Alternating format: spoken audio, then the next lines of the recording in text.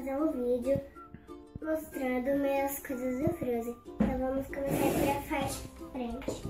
Aqui tem a minha bota do Frozen. Aqui tá escrito Frozen. E aqui tem blocos de neve.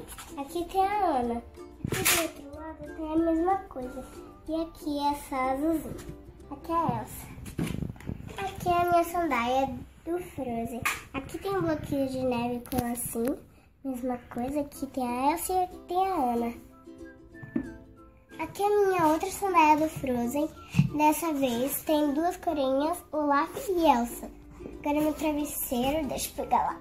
Eu tenho o Olaf e lá atrás tem a Ana e a Elsa. Aqui tem um DVD do Frozen. Não é isso meu DVD. Isso é um DVD do Frozen. DVD do Frozen. Aqui tem o Olaf. Aqui é a minha boneca do Frozen. É a Elsa. Vou deixar aqui. Agora eu vou mostrar cá. Essa aqui é a minha maleta do Frozen. Aqui tem a Ana e aqui tem a Elsa. Aqui é tudo azulzinho e branquinho. Então vamos abrir. Abre assim nesse treco. E aqui tem as canetinhas que eu vou mostrar com quem vem. E aqui dentro é branco.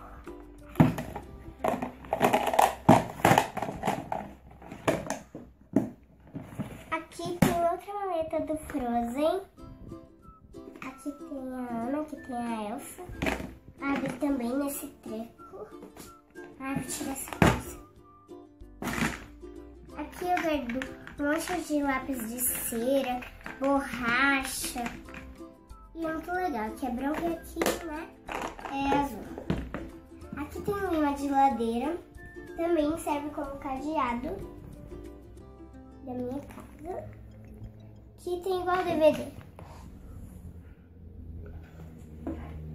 Aqui tem o iogurte da Frozen. Depois eu vou comer. Aqui tem a Ana, aqui tem a Elsa e aqui tem o Olaf. Aqui é a mesma coisa e lá atrás também é a mesma coisa. Aqui tem esse colar. Peguei direitinho. Gente, essa menininha não é do Frozen, mas eu quis mostrar. Sabe aquelas canetinhas dessas? Veio com essa boneca. Eu fiz tudo isso com essas canetinhas. A lava da mão, gente. E a minha mãe que comprou. Fala oi, mãe. Oi.